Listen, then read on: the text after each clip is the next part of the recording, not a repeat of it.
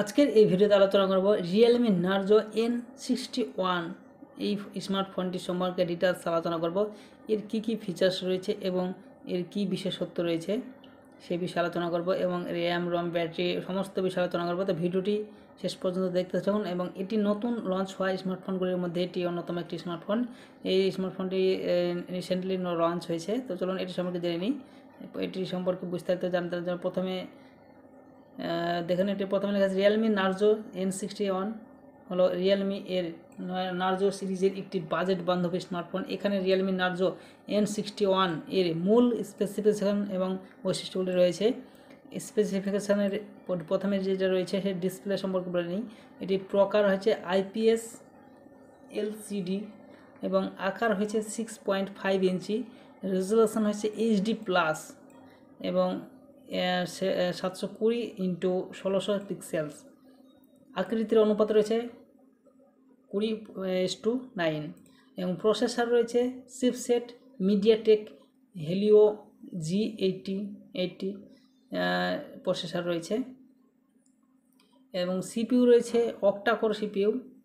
এবং এর মধ্যে ভাগ কী রয়েছে এখানে দেখে নেবেন আপনারা। আমি এই পেজের লিঙ্কটি ভিডিও ডেসক্রিপশন বক্সে দিয়ে রাখবো, ওই লিঙ্কে ক্লিক করে আপনারা এসে আপনারা দেখে নিতে পারেন। তো আমি চলুন একবার দেখে নিই। জিপিইউ রয়েছে মালি G52 MC2। স্মৃতি রয়েছে, র্যাম রয়েছে, অর্থাৎ স্মৃতি বলতে এখানে বাংলাতে লেখা আছে তাই। তো র্যাম রয়েছে 4GB বা অথবা 6GB, দুই রকমের থাকবে, যেরকম আপনারা ইচ্ছা সেরকম নিতে পারেন। অভ্যন্তরীণ স্টোরেজ রয়েছে 64GB এবং 128GB, অর্থাৎ 4GB র্যামের সঙ্গে পাবেন 64GB স্টোরেজ এবং 6GB র্যামের সঙ্গে 128GB স্টোরেজ পাবেন।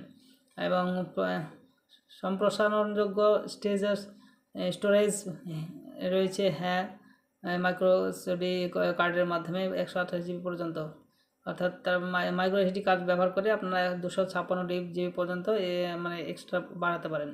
ক্যামেরার মধ্যে এখানে বলতে পারে 48 MP অর্থাৎ মেগাপিক্সেল প্রাথমিক ক্যামেরা রয়েছে এবং 2 মেগাপিক্সেল সেন্সর ক্যামেরা রয়েছে এবং সামনের ক্যামেরা রয়েছে 8 মেগাপিক্সেল। বৈশিষ্ট্য LED ফ্ল্যাশ HDR রয়েছে। ব্যাটারি বলতে গেলে এখানে 5000 মেগাহার্টজের ব্যাটারি রয়েছে। চার্জিং ক্ষমতা 18 ওয়াটের দ্রুত চার্জিং প্রকার রয়েছে এবং প্রকার অপারেশনযোগ্য LIPO রয়েছে এবং অপারেটিং সিস্টেম রয়েছে রিয়েলমি EY সহ অ্যান্ড্রয়েড 11 অর্থাৎ 11 ভার্সনের এটি রয়েছে। আর সংযোজন হচ্ছে নেটওয়ার্ক 4G LTE ওয়াইফাই রয়েছে। এর মধ্যে ওয়াইফাই রয়েছে 4G রয়েছে, ব্লুটুথ 5.0 রয়েছে, USB রয়েছে, USB Type-C চার্জিং রয়েছে এবং 3.5 mm হেডফোনস জ্যাক রয়েছে। এছাড়াও অন্যান্য বৈশিষ্ট্যগুলোর মধ্যে রয়েছে ফিঙ্গারপ্রিন্ট সেন্সর, সাইড মাউন্ট করা, অর্থাৎ সাইডে ফিঙ্গারপ্রিন্ট সেন্সর থাকবে, সেন্সর অ্যাক্সিলোমিটার এবং প্রক্সিমিটি কম্পাস রয়েছে, কম্পাস এবং ওজন মাত্রা এখানে রয়েছে।